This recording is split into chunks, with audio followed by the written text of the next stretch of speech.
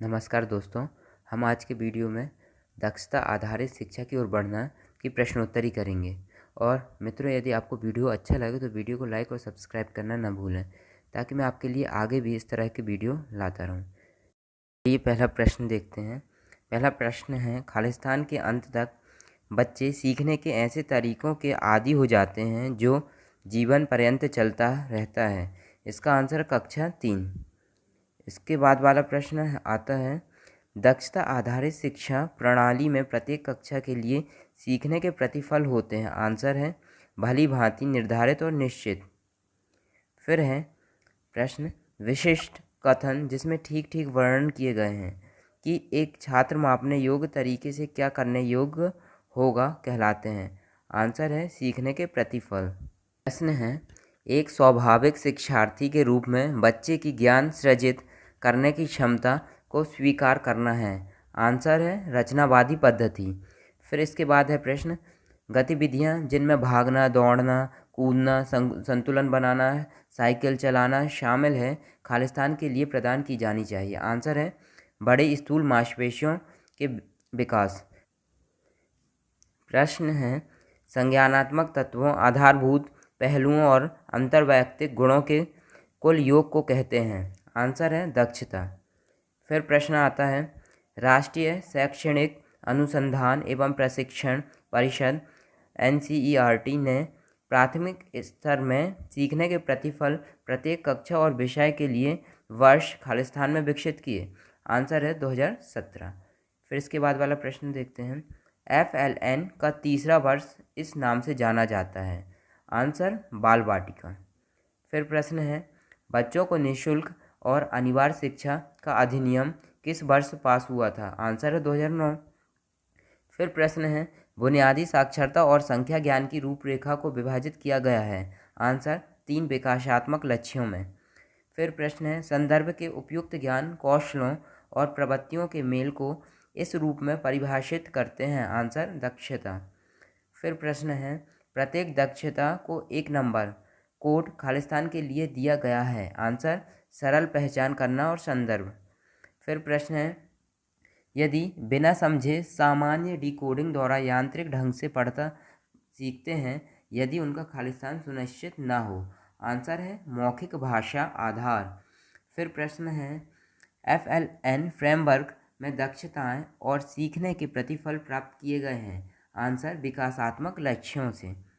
फिर प्रश्न है, सीखने के प्रतिफल एक विशेष कक्षा और विषय के लिए प्रतिचित्रित करते हैं। आंसर पाठचर्या को। इसके बाद वाला प्रश्न देखते हैं, शिक्षा का अधिकार अधिनियम 2009 के नियम 23(2) का संशोधन चिन्हित करता है।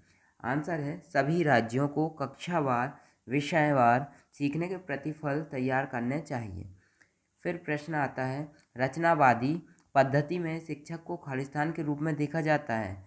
आंसर सुगम करता। फिर प्रश्न है, पोषण देखभाल का घटक नहीं है। आंसर स्वायत्तता।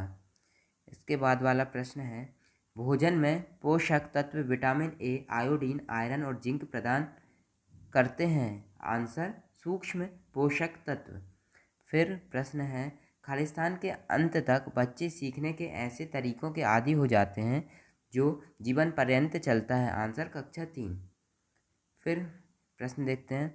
प्रश्न है, बच्चे बिना समझे सामान्य डिकोडिंग द्वारा यांत्रिक ढंग से पढ़ना सीखते हैं, यदि उनका खालिस्तान सुनिश्चित न हो। आंसर मौखिक भाषा आधार।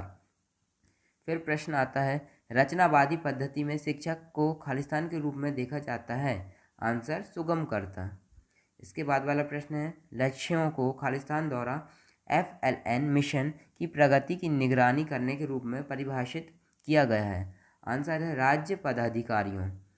फिर प्रश्न आता है, सीखने के प्रतिफलों को होना चाहिए। आंसर अवलोकन करने और मापने योग्य। फिर इसके बाद वाला प्रश्न देखते हैं।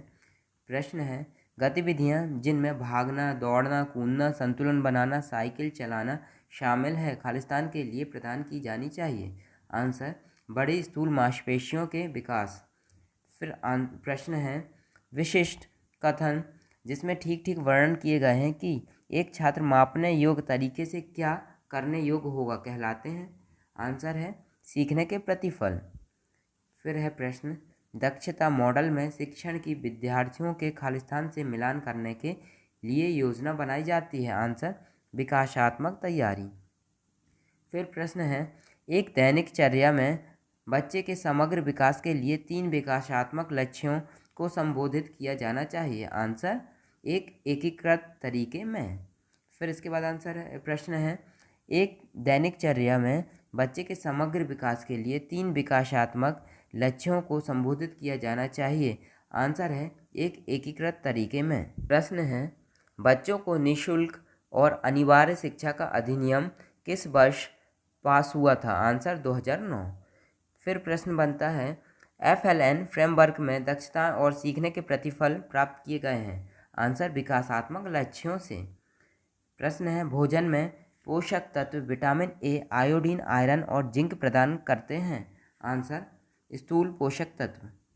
फिर प्रश्न है, दक्षता आधारित शिक्षा में आदर्श आकलन किया जाता है। आंसर, पूरा वर्ष। प्रश्न है, बुनियादी साक्षरता और संख्या ज्ञान की रूपरेखा को विभाजित किया गया है। आंसर, 3 विकासात्मक लक्ष्यों में। फिर इसके बाद प्रश्न है, भोजन में प्रोटीन, फैट और कार्बोहाइड्रेट प्रदान करते हैं। आंसर, स्थूल पोषक तत्व। इसके बाद प्रश्न है, सीखने के प्रतिफल एक विशेष कक्षा और विषय के लिए प्रतिचित्रित करते हैं। आंसर, पाठचर्या को। फिर है प्रश्न, जिस शिक्षण में बच्चों की सीखने की आवश्यकताओं को पूरा नहीं किया जाता और केवल पाठ्यक्रम को पूरा करने पर ध्यान केंद्रित किया जाता है, उसे कहा जाता है। आंसर, गैर प्रक्रियात्मक शिक्षण। प्रश्न है, राष्ट्रीय शैक्षणिक अनुसंधान एवं प्रशिक्षण परिषद प्राथमिक स्तर में सीखने के प्रतिफल प्रत्येक कक्षा और विषय के लिए वर्ष खालिस्तान में विकसित किए। आंसर है, 2017।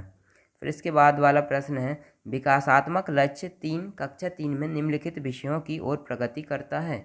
आंसर, गणित और पर्यावरण अध्ययन। इसके बाद प्रश्न बनता है, गैर प्रतिक्रियात्मक शिक्षण खालिस्तान पर ध्यान केंद्रित करते हैं। आंसर, बच्चों के सीखने को सुनिश्चित किए बिना पाठ्यक्रम पूरा करने। दोस्तों, इस वीडियो में आए प्रश्नों में से आपको कोई 20 प्रश्न प्रश्नोत्तरी में देखने को मिलेंगे, जिनके आंसर देकर आप 20 में से 20 अंक स्कोर कर सकते हैं। दोस्तों, यदि वीडियो अच्छा लगा हो तो वीडियो को लाइक और सब्सक्राइब ज़रूर करें, ताकि मैं आगे भी आपके लिए इस तरह की वीडियो लाता रहूं। धन्यवाद।